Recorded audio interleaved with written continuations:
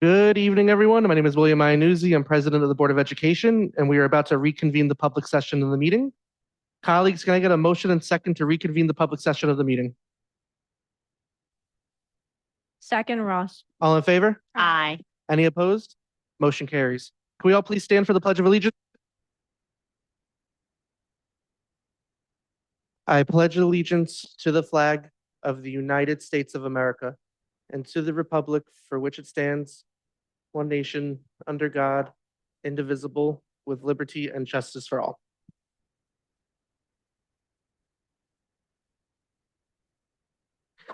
Hi, everyone. I apologize for our tardiness. We're going to make up some time right now. We're going to skip the announcement by Board of Education members just so we can get right into it. I will hand it over to Dr. Reynolds for superintendent's update. Thank you very much, President Iannuzzi. Good evening, everyone who are both here and at home.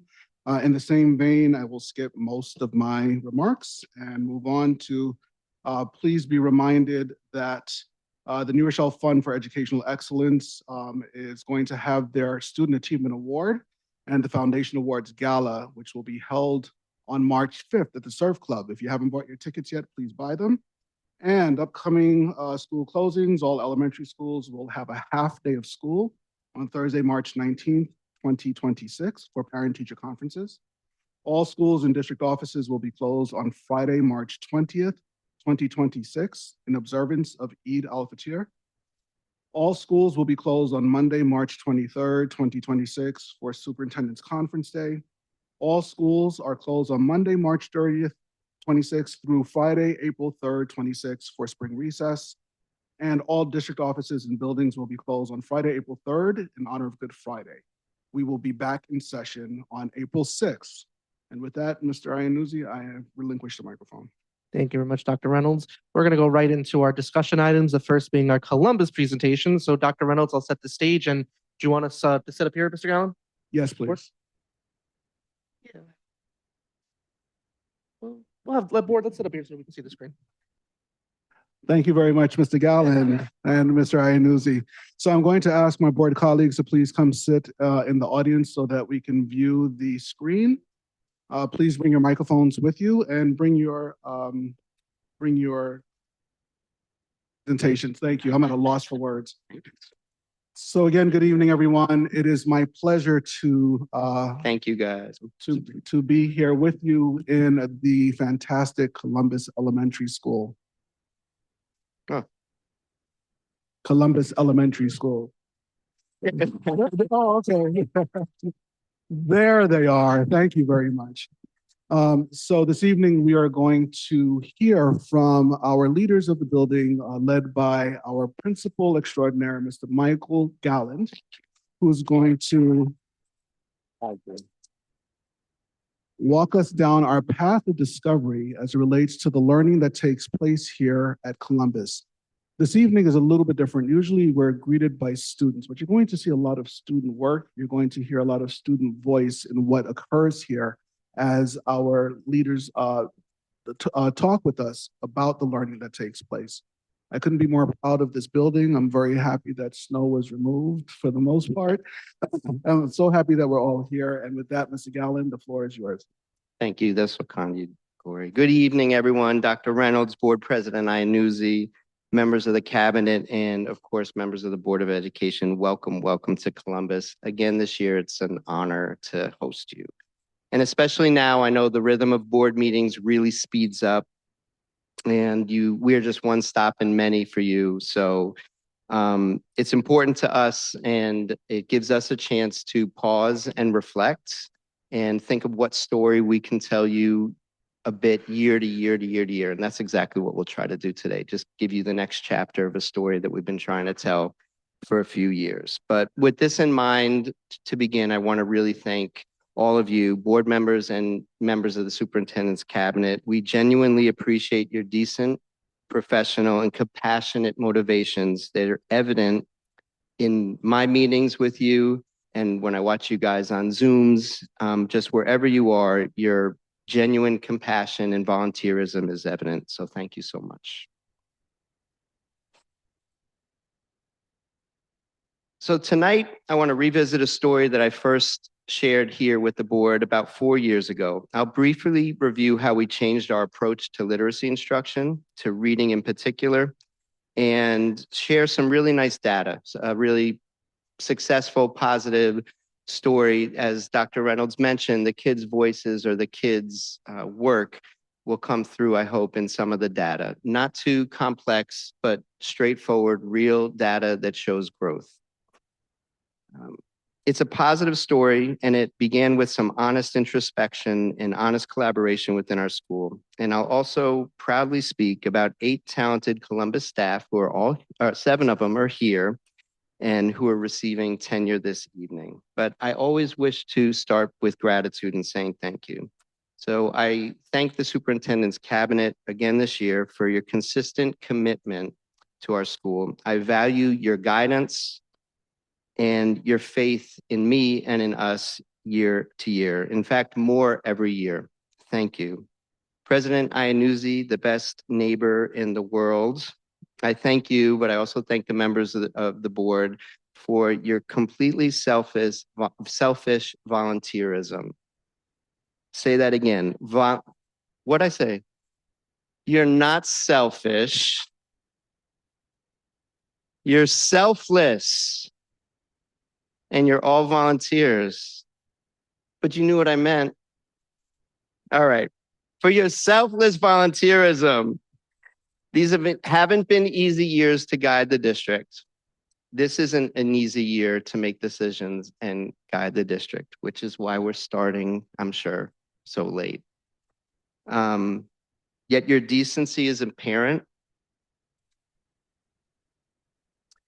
and felt within our buildings, particularly by administrators. So thank you. I also want to thank the Columbus PTA. Particularly this year, we have a new president, Ms. Rocio Magallon, who partners with Myra Torres, and they've reinvented, those are all Columbus teachers who know that they deserve the applause. Our new president has brought it, and her son's in kindergarten, so we're like, thank you. I'm sorry, he was in kindergarten, and he's such a selfless kid. He's a lovely boy. He's a good boy. He's not at all selfish. But they've brought so much energy to the school, so thank you, thank you. I also wish to thank, and so many of them are here, just an amazing, amazing group of teachers and support staff who year after year amaze me and motivate me without fail. Our school shines because this school, Dr. Reynolds, is their school. And this school, I'll say it again, this school is their school. These teachers adore this place and live in this place and don't leave this place. And I'm really grateful for that. Columbus is their legacy. So I thank again our teachers, and alongside our teachers, I thank all members of the New Rochelle Fuse, but particularly the Fuse leadership who's sitting here and Columbus School Fuse leadership who are here. I can't imagine running a school that doesn't work well with Fuse leadership. You're an important and critical partners, and your critiques matter, and your guidance and your support matters. So thank you. Also this year, just one extra paragraph. I want to thank our district facilities teams and our business administrators, because you all just entered through the new entrance at Columbus. You walked past a gorgeous new office, and this was many years in the making. Behind all that, I thank the board for lobbying to get our 6 minutes, 15 minutes. That's so selfish. For the voters to have faith in you, to have approved the bond, that it came through with a beautiful, secure vestibule and a beautiful new office. It's sort of the last peg we were waiting for. The school is in really good shape, and you couldn't have said that 10 years ago. So I thank our incredible custodians. I thank Ray Casher, who I see is here, and of course, by extension, Mr. Keith Watkins, whose energy has made all of this happen. Oh my God, and our parking lot.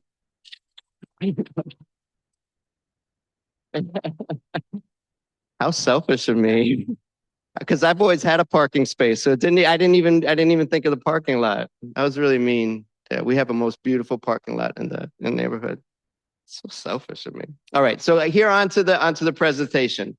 We begin with a little bit of a sketch of who Columbus is. We're a little bit different. We're a little bit different than we were even 2 years ago. If you've been around, you'll notice the first thing you'll notice is that we're a little bit less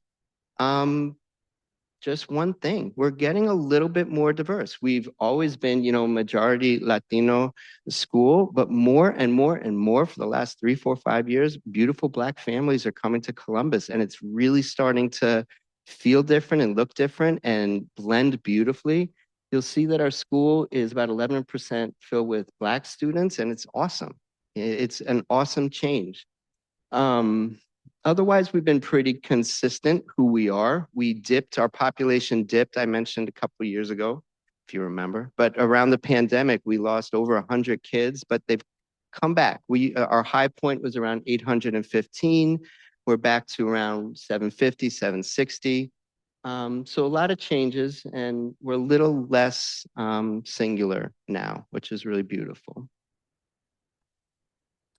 Our leadership team has stayed more or less the same, and I did some math, and there are 10 people listed on this page, and collectively, we've devoted just to Columbus about 175 years. So the people on that page, if you add them all up, are 107. Don't do too quickly. I did it like I sketched it on a Post-it, but I think it's about 175 years of love for this school.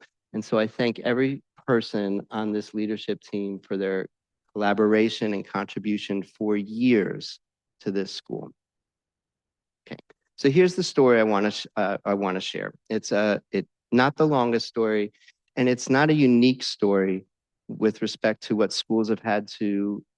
I think responsible schools have had to do over the last 4 or 5 years, and that's really take a critical look at their own work with respect to literacy. And that's really what we started to do about 4 years ago.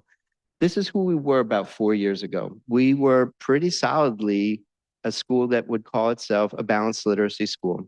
And the components of balanced literacy, not that I'll go into them, are listed around this map. And it encompasses reading and writing and different forms of instruction within the classroom, small groups, conferring, and different kinds of whole group instruction. And for the most part, I would say we did it really well for what it was supposed to be. And with some variation, most of the components had equal weight. And we tried to fit it all together throughout an instructional week. Starting about 4 years ago, however, the educational world, particularly primary education and elementary school education, was really thrown a curveball with some serious research and brain-based studies, which forced many educators to just say, maybe we got a lot of this wrong.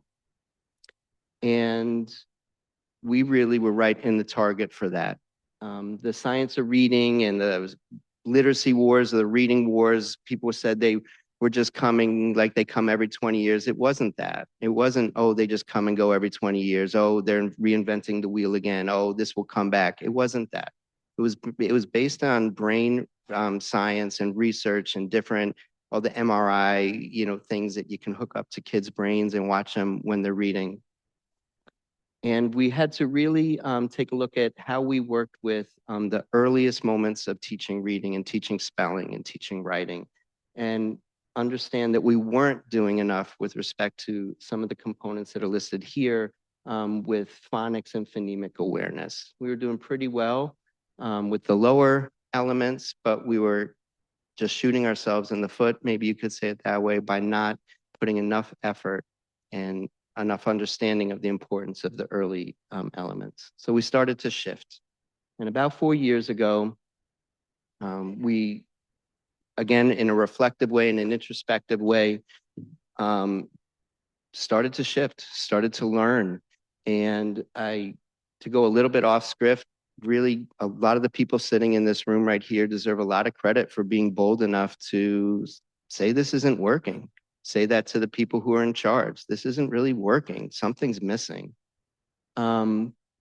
We learned new things about how you teaching phonemic awareness and phonological awareness, which is thinking about sounds, hearing sounds, applying sounds, mapping sounds to words, phonics instruction, making phonics instruction very, very explicit. We adopted, after a year or so of piloting, we adopted a program that's very solid and we're very happy with called 95% Phonics. And we basically aligned a lot of our early instruction to the science of reading. And here's what we've become. So if we riff a bit off that basic map, the components that we worked on now don't have equal weight, okay? It's sort of self-explanatory, but this is where our learning has brought us, and the instructional time that is spent in classrooms across a week and across a day have shifted as well. We spend a lot more time with very explicit phonics instruction, kindergarten through 5th grade. Towards the older grades, a lot of the instruction becomes about vocabulary and roots of words and more, but it's explicit instruction around phonics. Different components of what was called balanced literacy also have taken on different levels or weight of importance, with more explicit whole or small group instruction coming to the fore. So in a lot of sense, I'm stealing a word that became popular starting 3-4 years ago. We shifted our balance, so rebalanced the kind of work that we were doing. And so let's look at some of signs of what we can say, how we done. So here's some of the resources that we apply in different settings, in different classrooms. 95% group, Wilson and UFly with our special education classes. And underneath all of this, our teachers have been open-minded and committed to their own learning. We've partnered so much with Dr. Roberts, Dr. Krakow, and the curriculum and instruction to support our teachers in their new learning. And underneath all of that, I want to just make a point that none of this would be possible without our literacy coach and without the coaching that is now in every elementary school. So what does it look like? All elementary schools, and I'm pretty sure middle schools use STAR for, a STAR is a computer-based assessment we use for math, phonics, and reading. And if you look at our reading scores across the last 3 winters, you see some really nice growth. This is for the whole school. You can see that we have moved from, we've moved the needle where more and more kids, now nearly 2/3 of the kids are either on grade level or right there with grade level. And the thresholds are pretty challenging. So even the children who are on watch, they're fighting at grade level. They're there, and that's fine. These are national percentiles. And you can see that we've reduced the number of kids that are, at risk. This is our local assessment, STAR assessment. The story also seems positive when you look at state scores. And now for elementary schools, it's just 5 more minutes. That's it. It's so selfish. Our state scores tell a good story as well. As you can see, our ELA scores for the last 3 years actually have kind of rocked. Yeah, they've kind of rocked. I'm going to keep it clean. There's really no other way to say this. I'm going to just watch my mouth. That's a beautiful story right there. We shifted to computer-based testing. That had its own, dimensions to it. But if you look back and forth, this isn't an anomaly. This is what we're doing, and it trends back from 3-4 years. It looks even better if you start looking at the details underneath the blankets, and you start looking at who our school is with respect to particular subgroups and how we perform when you look at just comparatively to subgroups across the district. If you're interested, look at the fine print in there. But if you see how we do against districts subgroups. And if you look at the composition of our school, you'll see just how amazing the teachers sitting in this room are. Okay. So what's some of the big ideas and the big takeaways? So the shift to science of reading was necessary. We doubled our focus in some critical areas, and this focus just infected other areas of instruction and in a positive way. And we're not done. We continue to evolve, and this is demanded that we continue to rebalance and shift comprehension instruction and writing instruction and instruction in other areas. So we're not done, but I feel like we've done the heavy lifting of the first steps and done it well. Another big idea that I want to stress is this doesn't just happen by snapping your fingers. It happens by collaboration in the school. And that, I hope it doesn't sound cliche, because I don't want it to be, oh, we have meetings, we meet. No, we have regular, everyday team meetings. One grade a day meets with our math coach and our literacy coach, and they unit plan, and they look at kids' work, and they debate, and they disagree. And it's messy, and none of it is possible without that. So we continue to adjust our work, and we will continue to evolve, because in the end, it's about doing everything we can to help support the development of independent and capable readers and writers. It's a nice story. And that picture in the middle, I'm going to tell, even though I know I'm over time, I'm going to tell a story. I can't. That's Josiah in the middle. He's sitting with the glasses reading a book. That's at morning arrival. And he's in first grade now. And last year he started crying in kindergarten. It was October of kindergarten. And I said, why are you crying? He goes, I don't know how to read. And I said, but it's a kindergarten. You're not supposed to know how to read. He goes, I don't know how to read. I don't know. And so I think this was maybe almost a year later. And I walk by morning arrival and look at him. I don't know, that's everything. I mean, is the kid brilliant? Yes, he's brilliant. But I mean, that's the story as well. That's Josiah. Okay. I want to talk about 8 wonderful people before we go. And I can't look at my notes because I know I'm over time. So I'll just wing it in this sense. I'll start with Alexis Candelario, who is receiving tenure. She's receiving tenure for the second time in her life, and she's receiving tenure for the second time at Columbus School. Why? How is that possible? So I came to Columbus in 1998, and the first person I met was the teacher who worked across the hall for me teaching 3rd grade, and her name was Alexis Candelario. And for 20, oh my God, I did the math before. I've been here 31 years then? No, I've been here 28 years. So 29 years, she's been at Columbus. And for 25 of these years, she was a 3rd and 4th grade teacher. And then she very, very bravely, 5 years ago, said, I want to do something different. I want to reignite the love that I have for children and teaching. And she gave up her tenure. And she became one of our ESL teachers, and she's magnificent. She's magnificent, and she is more energized, if you could believe that. People who know her believe it's true. Her family's here. She's actually even more energetic than ever, and she deserves so much praise for the work she's doing now as an E&L teacher. Alexis Candelario. Christina Arake is sitting here with most of her beautiful family as well. And Christina's receiving tenure for the first time in New Rochelle. She was a very experienced special educator who's taught many different classes of special education, gave a shot at being a classroom homeroom teacher. And when she came to Columbus, one thing that I remember about what she said is she goes, I really want to get back to learning about a small group of kids and doing everything I can for a year to let them prosper. And she does that and more every year. She's a comedian. She's always in a good mood, but she hides something. If you do anything against one of the kids, one of the classified students who she's responsible for, she'll smile, but she will kill you before she doesn't get what she wants.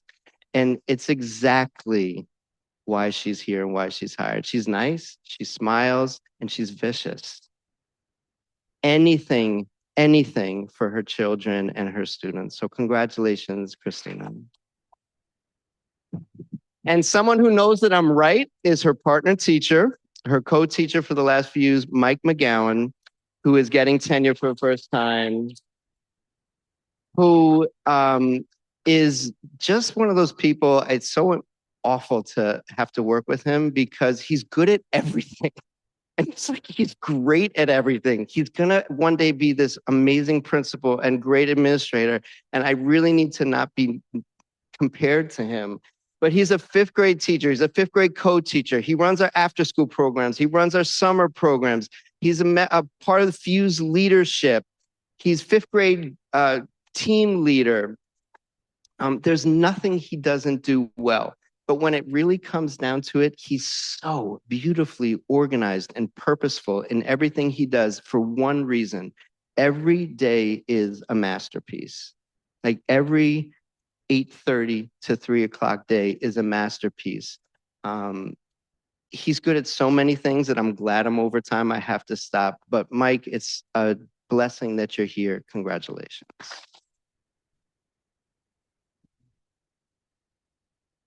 Alicia Perino, sitting here with beautiful children and husband, knew when she interviewed that she was meant to be here. And she said so. She said, I believe I fit here. And we knew it, but of course you have to keep poker face. We'll see. She's right. She was meant to be here. She's devoted to her colleagues. She's devoted to her students. She's devoted to her craft. And I think what she does, maybe, I don't want to say better than anyone, what she does so well is she knows that great teaching begins with great relationships, and it's not hard for her. That's her joy in September, is learning who these kids are and learning how she can fall in love with them. And she does. And then what follows is beautiful teaching. So congratulations, you do fit here. Okay. And it just it's harder and harder to find the right words for some of these people. Sebastian Arango, one of our, I don't know if I'm getting this right, Sebastian, but Sebastian grew up in the school. He was a student here.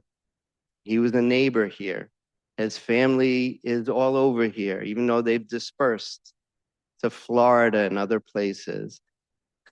Sebastian started as an aide here, then he became a TA here. He kept studying and learning, and now he's a second grade teacher getting tenure here.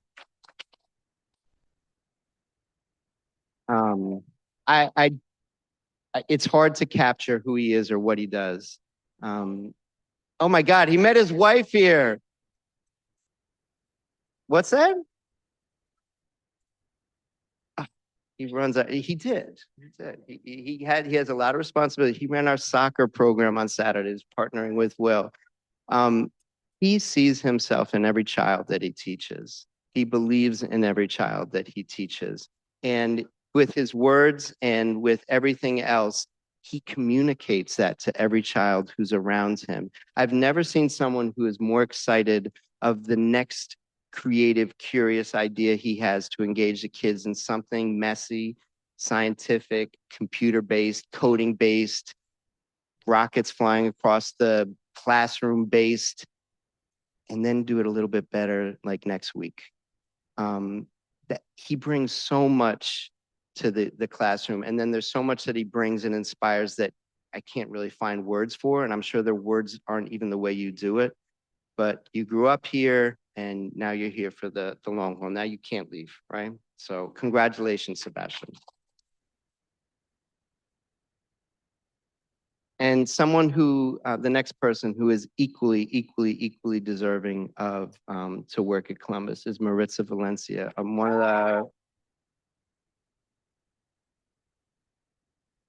the, oh, hi, I'm looking at your cousin in the back and I couldn't find you. All I do most of the day is like, make jokes with Maritza, and there's nothing funny about this moment right now. There's nothing sarcastic or silly I can say about this moment right now. She's one of the most gifted artists when it comes to working with children that I've ever met. And it didn't start here. She has years working with Will and working with great mentors at the Boys and Girls Club. Of course, Maritza grew up around the corner. Her family still lives here. And her connection to children is profound. But it's only because she has this natural gift of bringing out joy inside of them. And she's done it for years. She may be new into a career.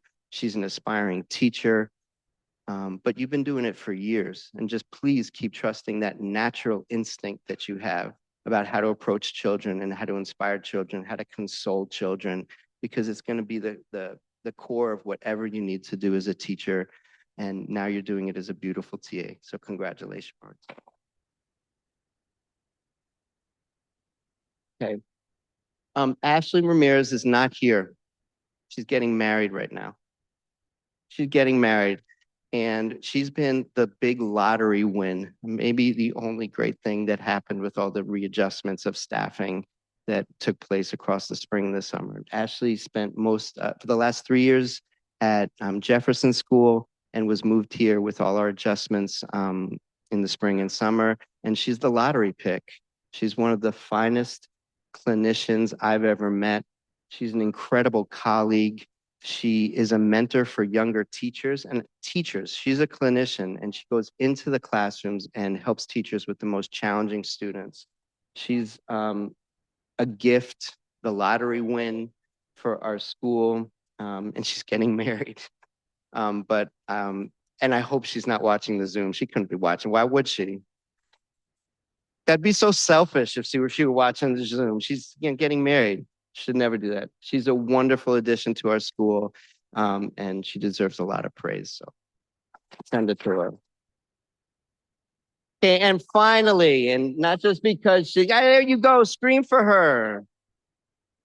And finally, not that there's anything better or bigger about administrators, but this is special to me because she's my partner. Frances Cruz is getting tenure this evening. So.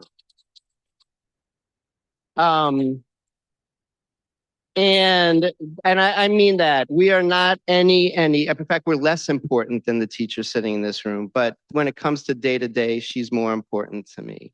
And Frances came from New Rochelle High School, and before that, for 10 years, she was a special educator in District 75 in New York City in the Bronx. And I remember thinking, why does she want to come to elementary school? And when we met, she talked about how her youth or her being raised, it was in part her beautiful family and in part the neighborhood schools that she attended, a few of them. And she said, I believe in neighborhood schools. I believe in community schools. I believe in schools that are a beacon for the children and families that live in the area. And she lives it every day. She's the perfect match for our school. I mean, she leads basically like 70 things within the school. Of course, she's the go-to person for everything special education, but she also leads our clinicians. She leads our monitors. And one thing I just want to mention that she's taken hold of and is like a real passion for her. Twice a year, dentists and hygienists come to Columbus, and nearly 200, I think it's like 190 something, kids get their 6-month cleanings here. She organizes and pursues families who don't return the forms. But over almost 200 kids get their teeth cleaned here and get referrals if needed for other care. It's completely who Frances is. She's smart in everything she does. She writes beautifully. She thinks beautifully. She plans beautifully. I've never seen her not deal with a kid who's in a crisis. I've never seen her not deal with it well. I've also never seen her not be compassionate with a parent. I'll just leave it at that. I've just never not seen her be compassionate with a parent. She's a wonderful person and a wonderful administrator. Congratulations. So, I'm sorry I went over, Dr. Reynolds. That was very selfish of me. But thank you for your attention, everyone, and thank you for all the work and volunteer spirit that you lend our city. Thank you.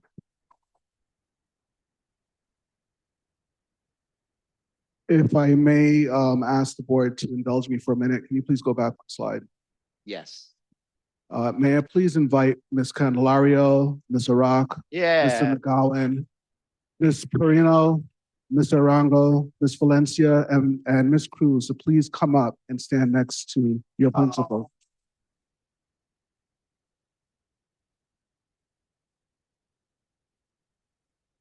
Can we move this? We would be remiss if we did not capture this moment in a photo. You can anticipate being in our next weekly newsletter. Oh, yeah. Hide behind them.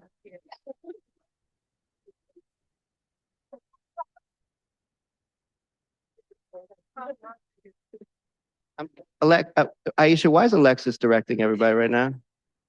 I don't know. Okay. Mina, why is your mom doing this?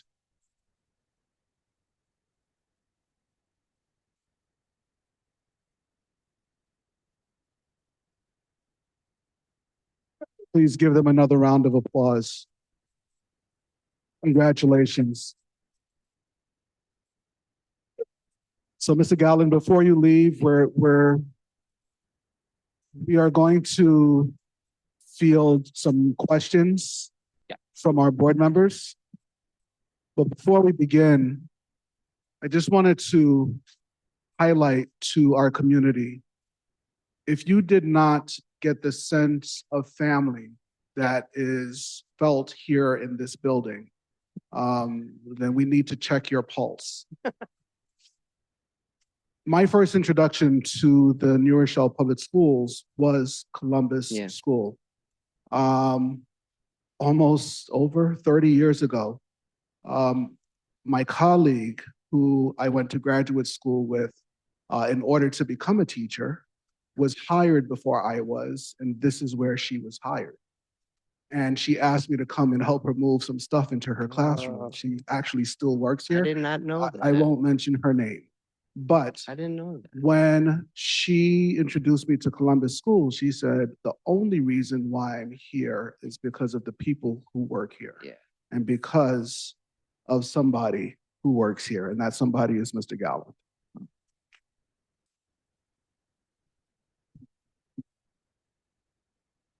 But with that being said, it is about connections. Keeping in mind, when I talk about our profession, it is connecting people, big people, to children, and connecting children to their learning. So I want you to envision this. Just close your eyes for a minute. This is not going to work in any other language, so just bear with me. This sentence says everything that Mr. Gallen said, presented tonight about the science of reading, particularly in English. Read rhymes with lead. Red rhymes with lead. Read does not rhyme with lead, and red does not rhyme with lead.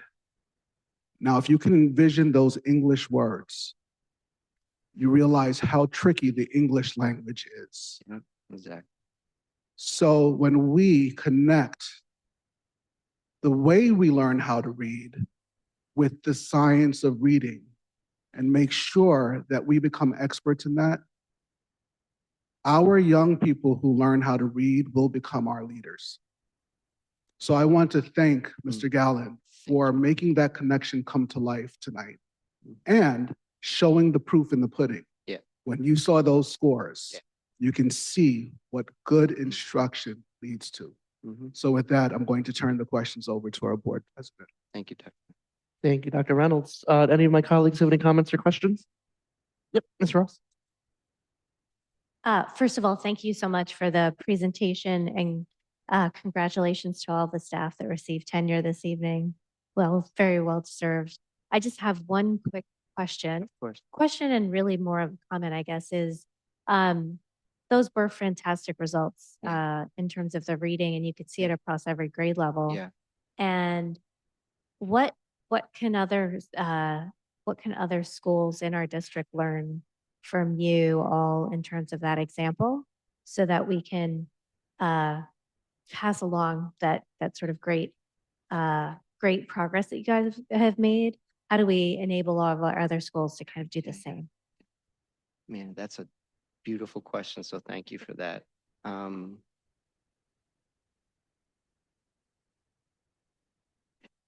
There's a lot of different ways to answer it, right? With this, in some, and with the specifics in terms of program and do this, do that, do this, do that. But I would have to say, the umbrella answer I would give you to that is to genuinely commit to professional learning within the school. And for the professional learning to be, all our elementary schools have a math coach and a literacy coach. But committing to the daily sort of grind of planning, teaching, assessing, reflecting, remaking your plans, teaching that cycle, and doing it collectively would be my answer. Because one curious feature of elementary schools, like maybe secondary too, is that it's so easy not to have a school that looks like that. It's so easy for you to go into your classroom and close the door and no one know what's going on. Especially in big schools. We have big schools.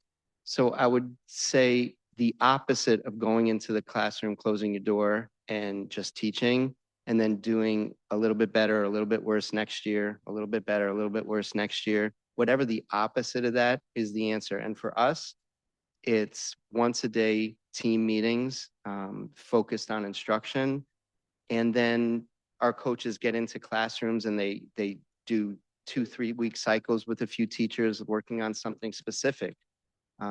Multiplication in 3rd grade, phonics instruction in kindergarten. So that would be my answer. Like the umbrella answer is teams working together. Whatever the opposite of being isolated in your work. Thank you.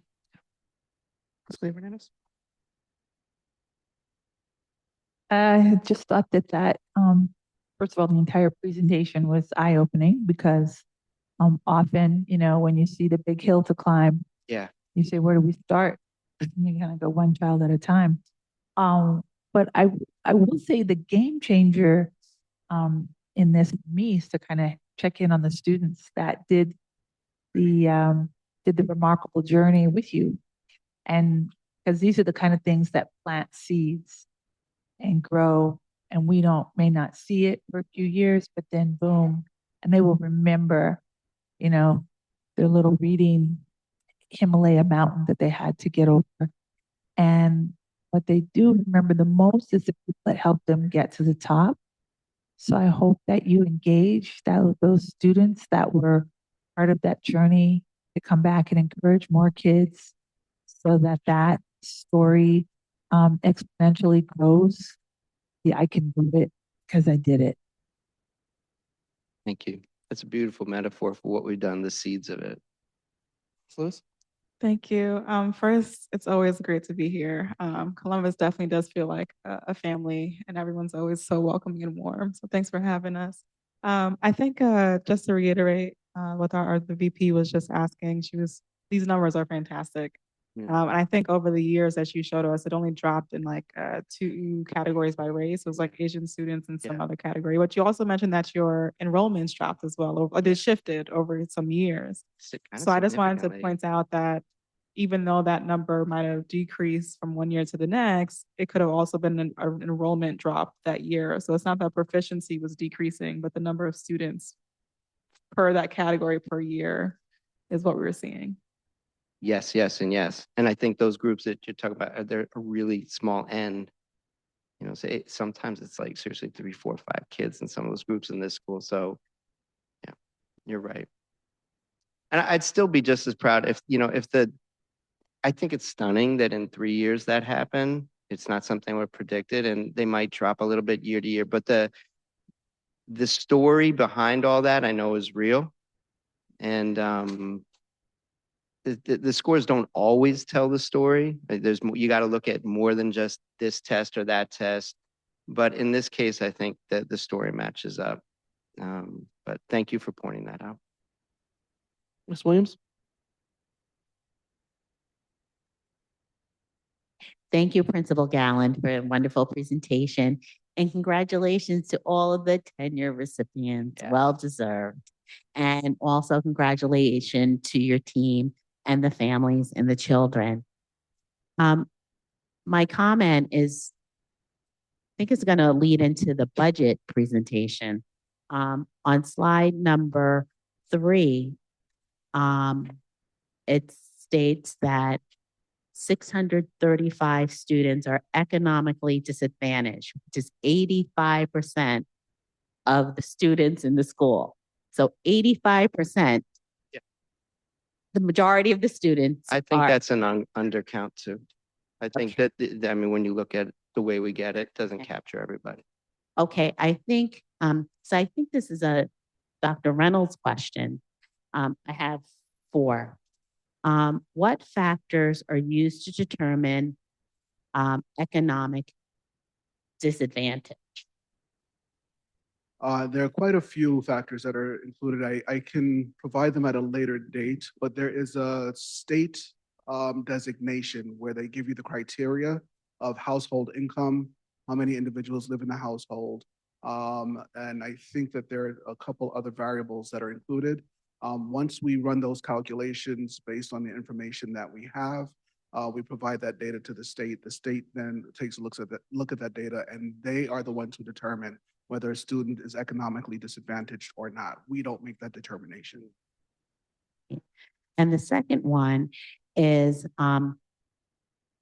I don't have really the words to say, but you really explained it eloquently last year, and you've been talking about it this year, that we didn't receive, New Rochelle didn't receive that much state aid because it looked like we're an affluent district.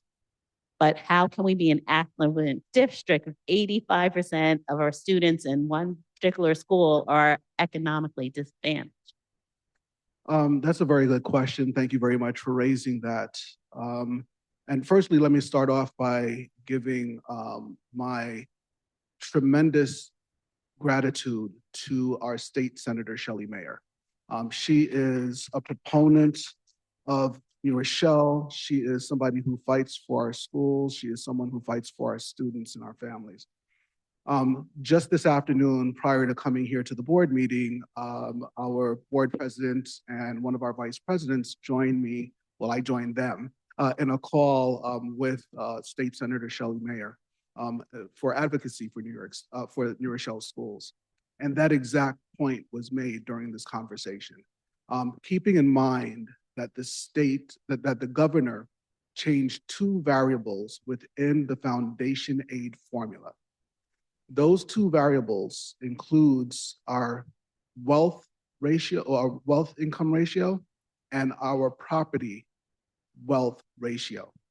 And because more recent numbers for those calculations were utilized, New Rochelle outpaced most of the other school districts in the state in terms of what our wealth is currently. And that adversely affected us in the amount of money that we can receive from the state. Keeping in mind that laws are established so that we don't put our hands in our taxpayers' pockets twice, right? So if this community is recognized to be at a higher tax bracket in terms of how much money you pay in taxes and things of that nature, we can ask for that money to be given to the school district on the back end. So as a result, we're getting reduced tax cap levy compared to years prior. As a matter of fact, we'll discuss in our budget presentation what our tax cap levy is recommended by the state. But at the same time, even though the state is saying that we are wealthier than we were in the past, we are seeing the number of our families who are recognized as economically disadvantaged by the state at a higher level than we have in the past. So the 2 numbers kind of contradict each other. And I still don't understand how that can happen either. And three, what are some funding and grant options that are available for our economically disadvantaged families? So our federal and state grants that are provided to us as a supplement to our state finances is how the state recognizes our economically disadvantaged families. Keep in mind, at our last budget presentation, we shared that the Federal Department of Education was going to decrease our grant funding by 30%, between 15 and 30%. That was coming to the New Rochelle. Tonight, you'll hear a different story. We'll present that in our presentation following this one. But all of the monies that we receive as it relates to our economically disadvantaged students would either come from the state or from the Federal Department of Education via grants that we can't apply for. Those numbers are automatic. Like when I shared with you, the state recognizes students based on that formula as being economically disadvantaged. Then the state has to provide to us the funding based on the number of students that are calculated as such. We don't apply for grants for that. So the state will do it automatically. Correct. Okay. And my last question is, I think you answered it already, but I need to hear it a few times to really understand it and see like what I can do. I'm a super volunteer, so I would like to know how, myself, my colleagues, and concerned citizens concerned that 85% of the students or the families are economically disadvantaged. That's alarming. And we need to be able to help our neighbors. How do we make the state aware that 85% of our students are economically disadvantaged? And how can we get more money to fund our students in schools? And how can we use this to advocate for more funding? You stated it already, but if you could just say it again, give us more ideas. Thank you very much for the question. Please know that our locally elected officials are already on board. We're trying to advocate for us to get additional funding. I would recommend to the common layperson, if you are interested in becoming involved in advocacy for the district, please write or call Governor Hochul's office and ask her to do two things: fix the foundation formula completely, and readjust aid to districts based on our most challenged students, economically disadvantaged, students with special needs, our students who are also ENL students. All of those services are outpacing the amount of money that we are able to afford in our budget based on CPI, Consumer Price Index, and the increase in those services. We need additional funding. So it is imperative that our local community members please write and contact the governor to ask for additional funding for New Rochelle. Thank you very much. Mr. Allen, thank you for the presentation. I just want to thank all of the tenure recipients as well. I've had the pleasure to work with some of them over the past couple years. I know Maritza left. I was going to point her out. I've had the pleasure to know Maritza for over 10 years, and she works for me next door at the Boys and Girls Club. Yep. And I was joking with her that I was going to vote no tonight on her tenure, and she was. But she left. She left, yeah. Yeah. But I just want to, for my fellow board members, really just impress on them how important Columbus School is to this community. I live around the corner, and I grew up in this neighborhood. And Columbus is that one stability for many families in this community, especially for after school, even coming for food every Wednesday, parents coming for food. And it's crazy because you can see almost 7 days a week, there's something happening, whether there's kids outside on the field. Even yesterday, there was a whole soccer game in the snow on the field. But I just really wanted to impress upon that and just my personal observations of what the school is and how important it is for this community. So I just want to thank you and all of your teachers and staff for really making it a welcoming community center for a lot of these families. You nailed it. Thank you. Thank you very much, Mr. Garland. Thank you, Columbus School, for hosting us. We appreciate it. We're going to ask our board members to remain where you are. And at this time, we are going to be joined at the podium by our business official, Mr. Carlos Leal, our Assistant Superintendent for Business, and by our business administrator, Ms. Joy Mike, as we discuss budget workshop number 4. So if I may, I'm going to state that a lot of the questions that were asked this evening have some relation to what we're going to be talking about in our budget. Whether it is the type of teacher that we have servicing our students, ENL teachers, you heard a lot about instructional coaches. You heard a lot about our teachers who are transitioning to different programs. We are looking to maintain the instructional integrity in our schools, but doing so with less and less funding each year. So at our last board meeting, we had budget work session number 4. Tonight is going to look almost like a repetition of that work session. But as we stated before, we want to make sure that we inform our public on a regular basis of any movement as it relates to our grant funding and to our budget. So with that, I'm going to turn it over to Carlos and to Joy to lead us through work session number 4. Thank you, Dr. Reynolds. As indicated, this is be a lot of repeat from the last presentation. There are some additions, or should I say some updates, and so that's what we're going to be primarily focusing on this evening. The budget process itself, again, guiding principles, our strategic roadmap, areas of focus, budget variables, and then stakeholder impact input, all are combined together to create the budget itself. And then, of course, once the board adopts a budget that's presented to the community, and the community will then make a decision. In terms of our guiding principles, they're all directly related to our district vision, our mission, our equity statement, and the whole child. It also is aligned to our strategic roadmap with 4 focus areas, which are student learning, superb staff, safe, supportive, and connected schools, and resource management. And the areas of focus in the development of the budget itself, keeping in mind a continued commitment to the strategic roadmap and the whole child, it's really about the student outcomes and how do we maintain those outcomes.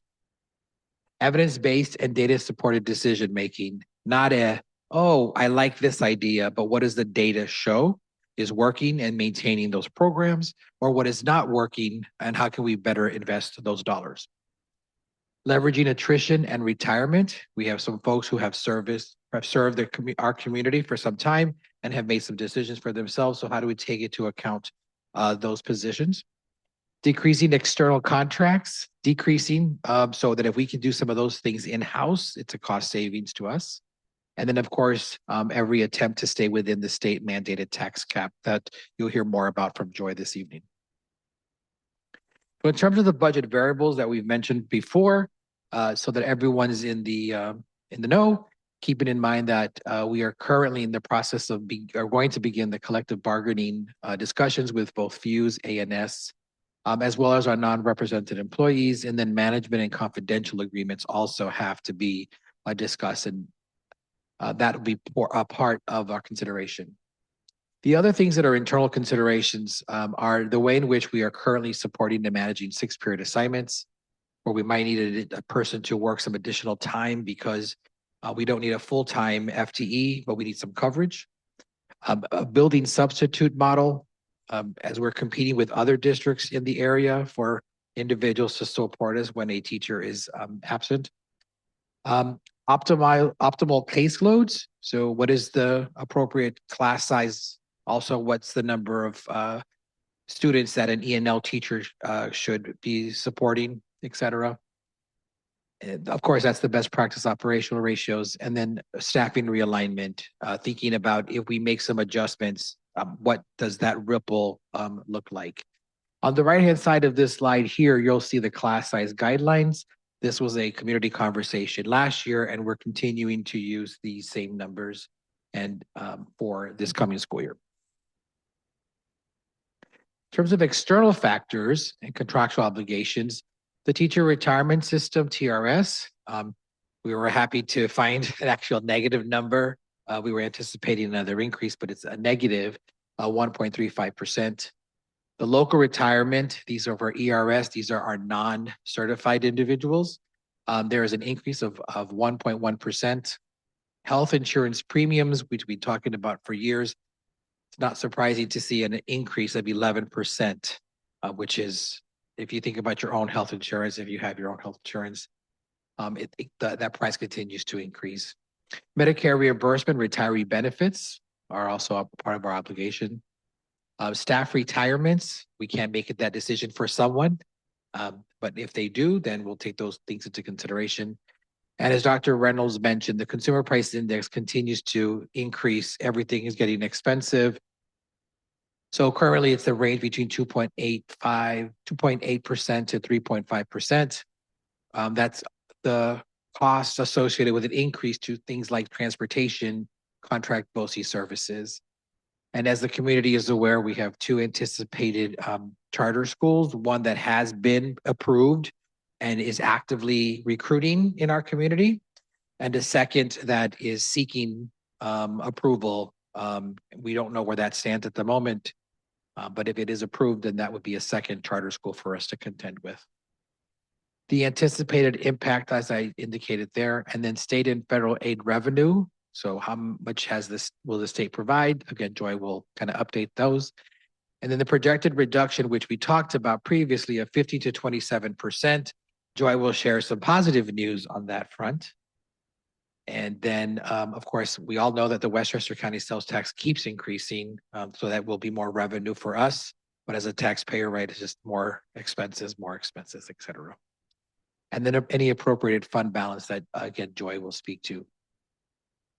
In terms of approved staffing, we shared this slide previously, so that everybody has context of where we ended the conversation last school year. When we talked about the 24-25 positions into the current school year 25-26, we talked about positions that were reduced. So if you follow the middle column that says 25-26 revised reductions, and oh yes, okay. If you follow this column right here, you'll notice here that we had projected a reduction of 193 positions. That does not equate to people. And I think that was part of the community conversation of trying to understand the difference. And I believe, if I'm not mistaken, we ended up with a reduction of about 54 actual individuals. The others, because of retirement, attrition, changes where they resigned from the district because they found other employment, or they moved out of the district, whatever the case might be. So, but that number reflected, again, the positions themselves, which was a 10.2% reduction of staffing. So this slide, to show you the difference of where the budget positions landed in terms of, for 25-26, what was budgeted is this column here, and what our current staffing is in this column. So you'll see that there's a difference there. So I want to speak to that so that everybody has a full understanding. So in the category of building instructional staff, teacher assistant, counselors, and clinicians, there was an increase of 10. And that is because we have some obligations related to special ed.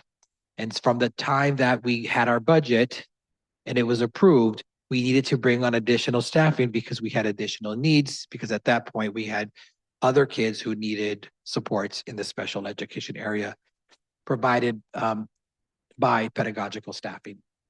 Building administration, there was a reduction there. That number did not increase, it remained the same.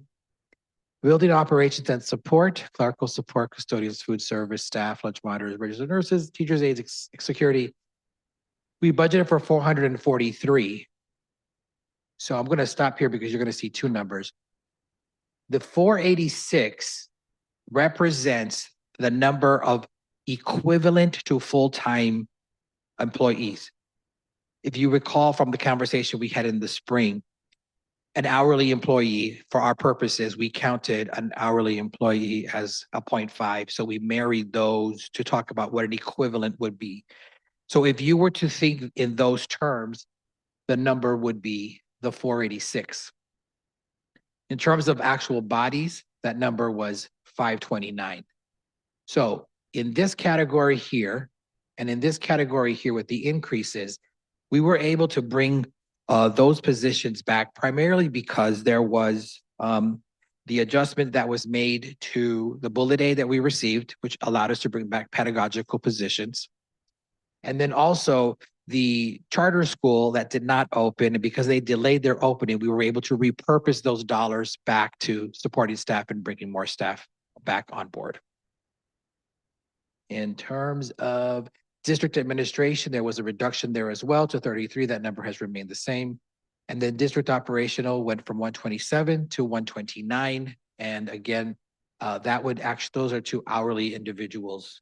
Again, it would be equivalent to 1, but for the purposes of tonight's presentation, it's just 2 individuals. And so that brings the new total to 1,797. So this is our current staffing, and this is where we're starting the conversation as we continue to build the budget itself. So I'll pass the baton to Joy.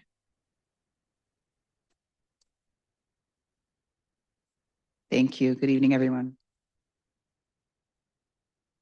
The next slide represents our current year budget that we are currently operating under, the 25-26 adopted budget of $359,468,597. We obviously need to present a balanced budget. And so you can see on the revenue side for this year, the majority of that comes from property taxes. We also have about 27.5% on state and federal aid. And on the expenditure side, same dollar amount.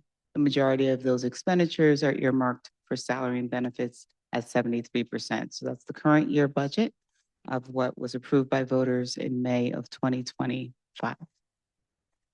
This snapshot is brought back to give you a history of our tax cap and our tax levy. Beginning in 2020 and through our current year, you'll see we had maximum percentages that we could bring forward to the voters. 0.38% in 2020, 2.73%, 2.55%, 2.19%, and then last school year, 3.95%, and this school year, 0.33%. That was the maximum that we could go to the voters for without needing an override. On the actual side, in 2020, 0% is what we went out with. 2021, 2.29, and then in 2022 and 2023, respectively, 0.98 was the percent brought to the voters. Last school year was the first time in quite a few years that the district went to the maximum allowable tax levy at 3.95%. And then for this school year, the first time that the district requested an override of the tax levy cap at 3.95%. So that difference was roughly about $8 million for this school year. Moving forward, there was some discussion about our state aid and what those runs look like in terms of our revenue. Again, that was about 27% of our revenue for the year. Those categories: foundation aid, expense-based aids, instructional materials aids, and then other operating aids. So foundation aid is the aid that gets the majority of the conversation. That is the number that's run against our demographics in comparison to the rest of the state of New York. We're fortunate to get an increase in our foundation aid of 1.57%. Unfortunately, our expense-based aids, which are based on expenses in those categories, it has a decrease of about 11%. Our instructional materials aids, including all of those listed above, has an increase of 1.66%. So overall, our state aid in all of these categories is decreasing by just over $2 million, or a decrease of 2.14%. This next slide is just bringing forward that tax cap calculation in terms of the actual equation. that we need to use. We have the 25 school year, the 26 school year, and then projected 26, 27 school year listed in the far right column. I don't know if I can do this.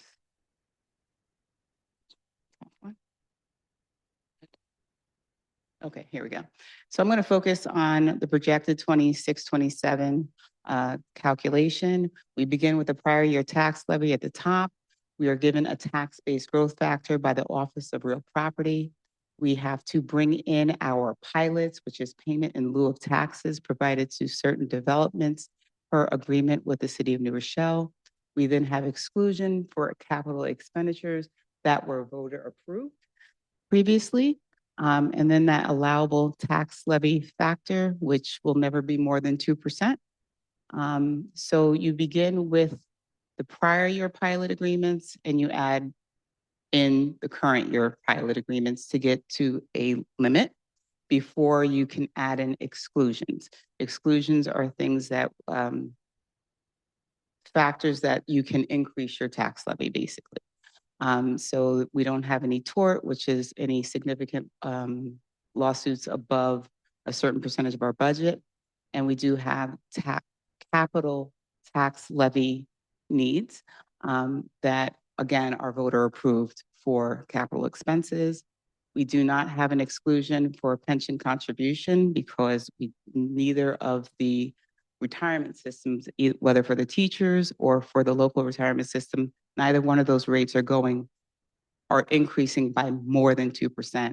So our total exclusions are 10.8 million towards the bottom, giving us a maximum allowable tax levy of just over 245 million or 1.85%. That is the maximum tax levy that we can bring to the voters without requiring an override of the tax levy. So what does that look like in terms of our general fund revenues? As I mentioned before, state aid was about 27%, but we have all of these other categories that round out our total revenue for the district. So in that first column under adopted, okay, not that one. Sorry, I'm going backwards. There we go. In that first column, you have our adopted budget from 24-25 and then the current year budget. So we went from just over 347.4 million to 359.4 million. This is the year that we're currently in, and all of these different revenue categories. Overall, we increased our revenue from 24-25 into this year by 11.8 million, and overall budget to budget increase of 3.45%.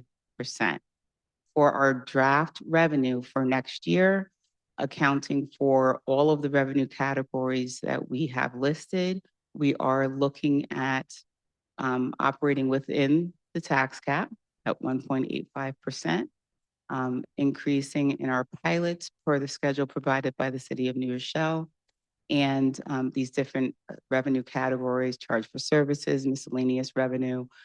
We do have transfers in from reserves to mitigate the impact to the taxpayer anytime you are using reserves as part of your revenue plan.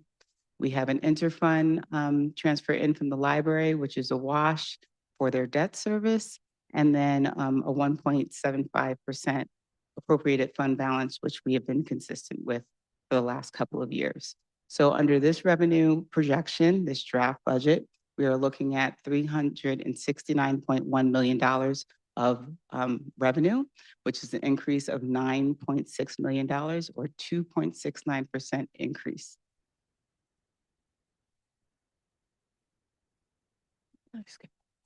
Okay, the grant fund revenues, which Mr. Leal mentioned and Dr. Reynolds as well. This is a picture of all of the different grant funds that are in our special aid fund. So not general fund revenues, but special aid. In terms of our title grants that are listed towards the bottom and our IDEA grants towards the top, we originally had information that we were anticipating a decrease of 15% in the IDEA funds. That is no longer the picture that we are projecting based on information that we've received from New York State. and also for our title grants. So Title I, II, III, and IV grants, we previously anticipated a decrease of 27%. We are now have information that those funds have been restored, or that we should not get any less of an allocation than we currently have in this year. So we have made those adjustments. In terms of reserve funds, this is a repeat from our last presentation. These are all the reserve funds that we have in the district, and those changes in those funds from the 22 school year through a projected through the end of this fiscal year, starting with the capital reserve that was funded and approved for capital projects that are underway currently, a capital reserve that has not yet been funded, and then you can see the list: workers' comp, unemployment, debt service. These are all of the funds that we have that are earmarked by law for specific purposes and can't be used for other purposes. And so in the 22-23 school year, we had about 52.2 million in reserve funds, and it is projected at the close of this fiscal year, we will be at about 31.5 million. So this is just a summary. Again, we are talking revenue only. Based on the tax cap and our state aid runs, we anticipate going from 359.4 million to 369.1 million, staying within the mandated tax cap, for an increase of $9.6 million, or 2.69% increase in our revenue for next year. I said a lot. I'm going to go ahead and turn it over to Mr. Leah. Thank you, Joy. As the community knows, we've added more meetings, or the board has added more meetings to accommodate opportunities for continued conversation. That being said, tonight is February 26th, which is session 4.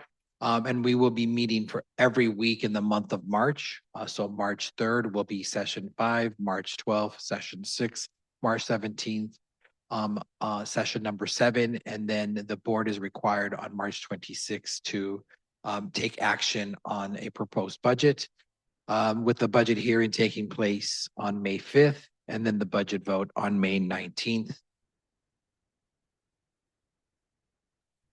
So we will have to make further adjustments to the calendar. It's always continuously evolving, and so we will make sure to make those adjustments. We ask continuously, please engage in conversation with us. There are people who have already begun to do that, and we appreciate that, and we encourage everyone to continue to engage in multiple ways. This is some of the ways in which you can do so. And then there's also ways in which you can provide feedback, i.e. emailing the board at boe@nlerd.org. We also set up an email account, the budgetquestions@nlerd.org. And then, of course, tonight's presentation that will be posted on the website. So thank you, and we will be open to questions, discussions, and comments. Thank you very much. Do any of my colleagues have any comments or questions? I think just the one thing for me is, I think it was the same ask as last year, that once we get our expenses, if we can also see a comparison of different scenarios when it comes to the tax levy. So the board has enough information to make a discussion about whether 1.85 makes the most sense, or do we want to go lower, do we want to go higher? So if we have different scenarios to show us. Greatly appreciated, and we will be able to offer that at The 3rd. on March 3rd. We'll have to figure that out. We're able to provide that by then, because you want multiple, you want the 1.85%, and then if we were iterations, I guess. That's what you're Yeah, kind of asking. like last year when we asked for it. And then what impact that would have. That'll take some time. I know, I appreciate it. Ms. Williams? Yes, thank you very much for the presentation. And I'm looking on slide 11, and I noticed that for the teachers' retirement system rate, TRS, is a negative 1.35%. And for Title 1, 2, 3, and 4 is a negative 27%. And for the IDEA, Section 611 and 619 is negative 15%.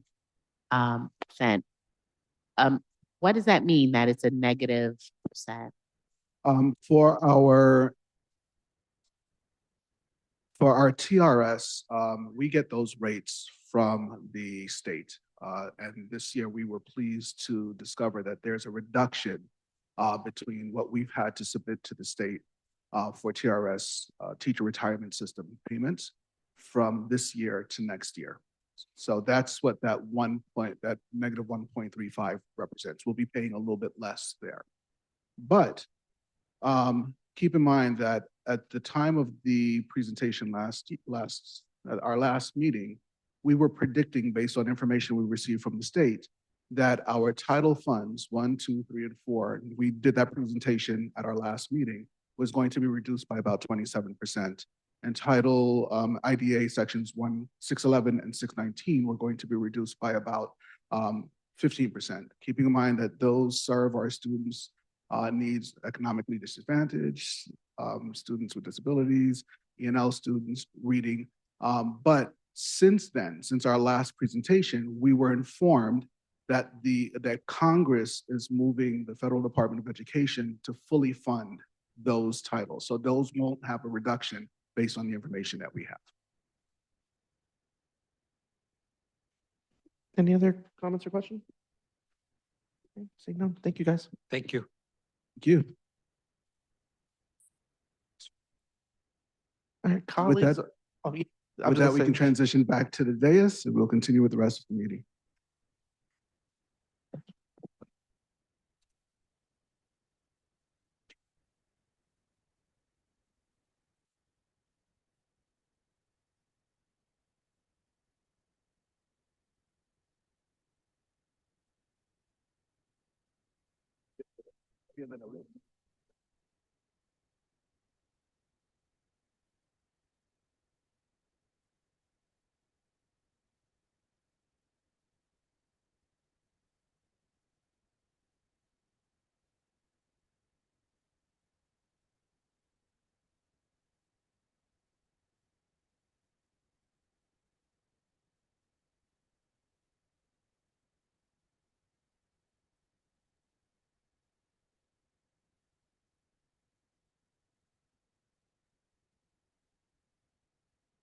So this next discussion item was a request by several board members for the board to learn about, get more information about and learn about. And this was it was indeed a learning lesson for myself. I had to consult with several of our board attorneys to understand what our board length. We have currently, each board member has 5-year terms. And the conversation is what would happen? What are the pros, the cons? And what would we need to do if we wanted to go from 5-year terms to 3-year terms? So currently, our current policy, as I said, 5-year terms, and that's policy 1120, where members of the Board of Education will serve for 5 years, beginning July 1st following their election, and each term will expire on the 30th day of June of the 5th year. And to show everyone, this is what our current election schedule looks like. So this year we have 2 seats open, then 2 seats the next year, 1 seat 2028, 2 seats 2029, and 2 seats in 2030.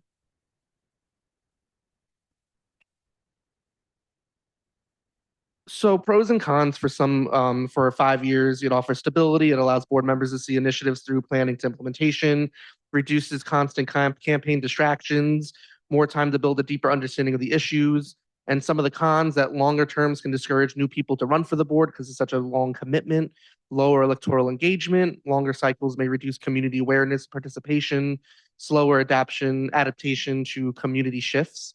And I'm getting a lot of this. This was from some other NYSBA school board resources.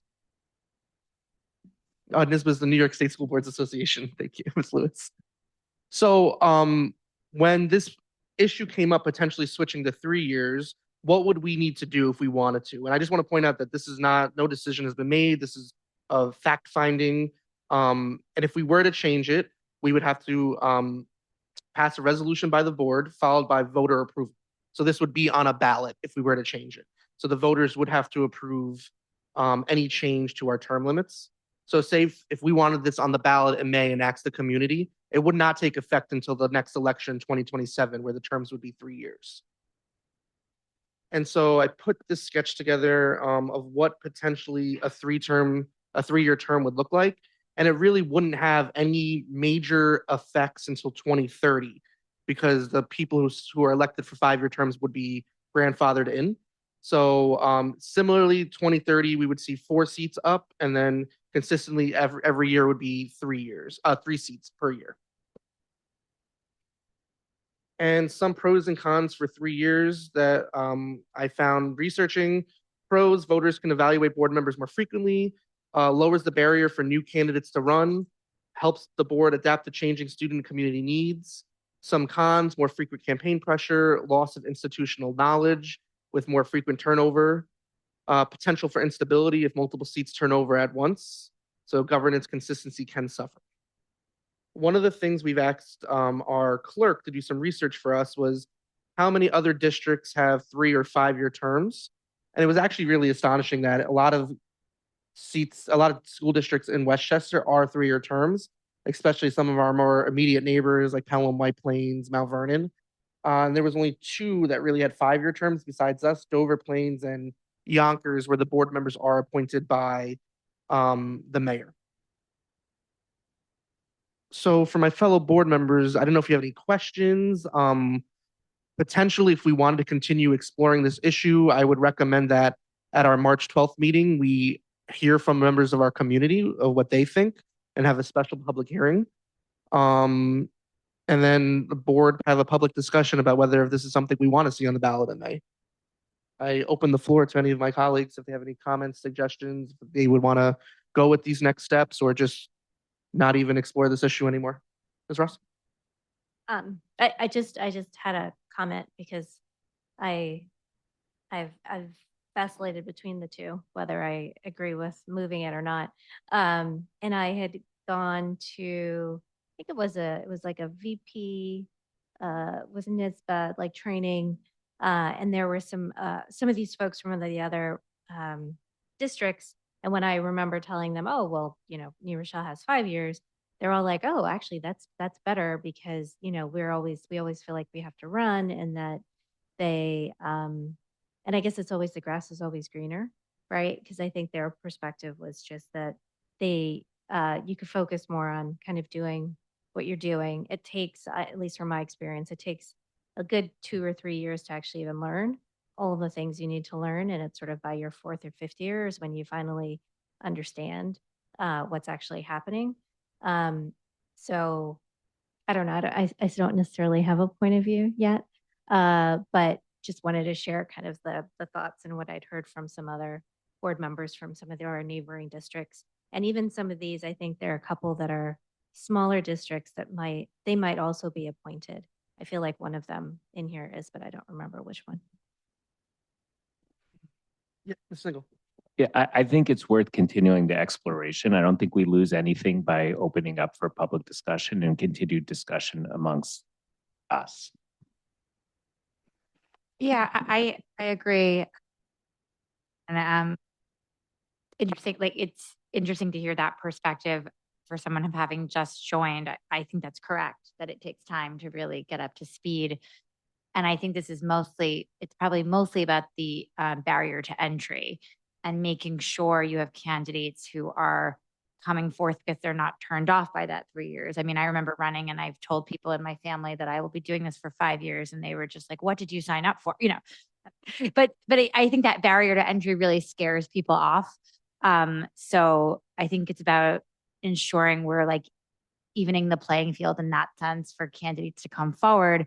And then hopefully if the candidate wins and is interested in continuing, they'll give 3 terms of service, which is 9 instead of 10, but it kind of equals out. So I hear you, Trustee Ross, like it kind of could go both ways, but this way maybe we're just enticing more people to get involved. And I think at each election cycle, maybe it just keeps the community focused and talking about the issues and raising their voices and interested. So maybe the increased elections actually produces more community engagement. That's a hypothesis to test. Yeah, I don't, oh, okay, can you guys hear me? Okay. There's a few other people waiting to chat, so I'll keep it brief. I do encourage community members to, I like the idea of opening up to community members. They can come and share their opinions. For those that can't come in person, you can email us as well as with anything else we discuss to share your thoughts there. And I do understand the pros and cons. And so thank you to Millie, to Will for putting this together so we have something to react to. I also agree that I'm hoping that this would encourage folks that would not have considered running before to run if it was changed to a 3-year term. But it does take a long up ramp. You have to be really dedicated to this position. There's trainings you have to go through. It's long hours and long nights sometimes, but it's worth it. So I'm hoping maybe that also folks can think about the longevity and they can be more critical about the folks that are running, because if they're not a good fit to be on the board, then they can exit quicker than staying on and doing more damage than so. But yeah, I'm totally open for a more discussion about this. Anybody else? Ms. Klein? Not to repeat everybody, but I definitely think we should put it out to the public and just hear what the public has to say. I'm for learning more about this. And ditto everything that everybody said. And I see the pros and the cons, and I have my own personal opinions, but I don't want to express them right now. I want to hear what everybody has to say. One thing that's great about New Rochelle, though, is as long as I've been here, a lot of folks that do come on the board, they stay for a long time, even if their terms move around. This is a kind of long haul of the heart. And I've seen a lot of people stay like 20, 25 years on this board. So. Okay, well, I think we got consensus, so we'll put this as a special public hearing at our next regular meeting in March. And Ms. Mahaffey, I might have to bother you to see if I can add this to a newsletter, and if I encourage people to email us if they can't make it to the public hearing. All right, well, that was our last presentation. There are 2 policies up for first reading tonight. The first being an edit to policy 2300, which is our board meetings. And it's a basic change where we're just consolidating our Board of Education announcements with our liaison and committee reports. So instead of having 2 periods in the agenda, there would be 1 period for the board to give all those updates. And then the second is first reading policy 5240 of our grading policy. Dr. Reynolds, if you have something to update us on that. Thank you very much, President Iannuzzi. I would like to thank my colleagues in the Curriculum and Instruction Department, along with our teachers, our students who and families who were involved in discovery of what we can do in order to make our students more marketable and more appropriately gauged as it relates to the neighboring students nearby. This grading policy was first presented almost 2.5 years ago, if I'm not mistaken.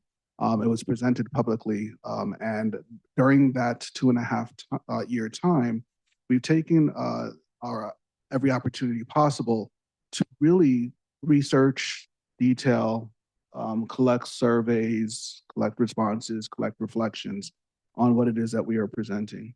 And we do believe that the board, that the committee has presented to the board a grading policy that is more marketable, is one that is more widely recognized by our local and more prestigious colleges, and puts us in a position to be more easily compared to our neighbors, and particularly our neighbors who have a record of sending students to more prestigious schools. So with that, I will open it up to any questions if necessary. No questions, but I will just add for the public that any policy that's presented before you goes through a lot of discussion with board members during the policy committee as well. And so this is no different, that we had conversations individual level, like you mentioned, and as a group as well. Yeah, similarly, the board has had several updates on this policy. We've had much debate of understanding what this policy is and encourage the public to read it and reach out. We're not voting on it tonight. Today's the first reading. We would vote on it on the March 13th meeting.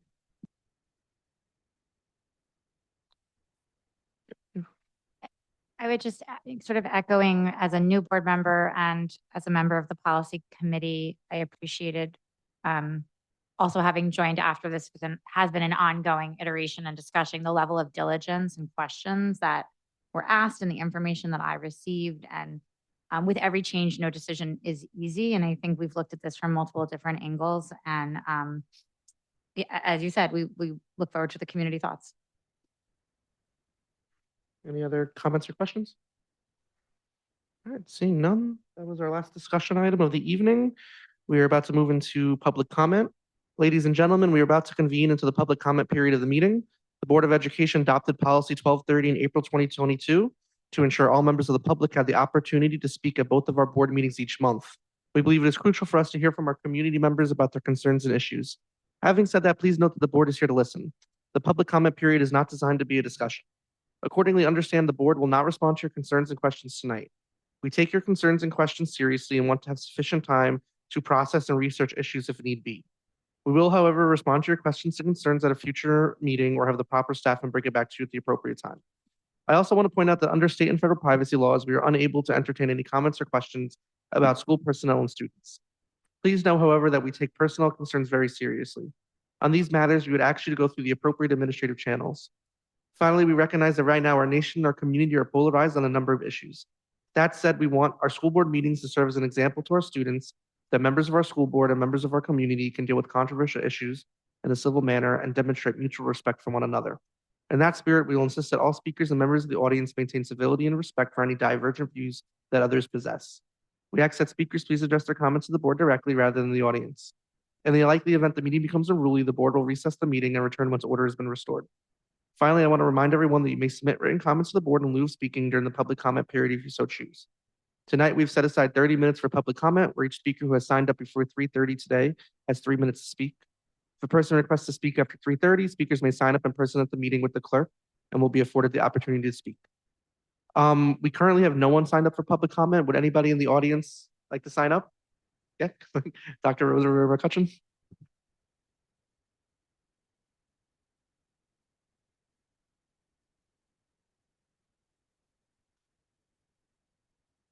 Sorry, I wasn't going to, but thank you for the time. First, I want to commend the Columbus School for the incredible growth in their, particularly in the literacy grades. But I want us to also think about for the legions of kids, including my own, who went through the balanced literacy and sort of invented spelling and things that made no sense to me as a former, someone who was taught to sound things out and to try to decode. And so it's great that we are addressing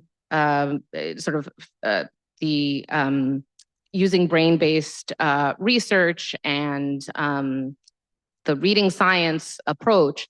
But I think it's really important for us as a district to then think about what are the ways that we're going to support the kids that have gone through a system that has been found to be not actually based on sound research. So balanced literacy and the ways that we approach literacy for years was actually not based on research.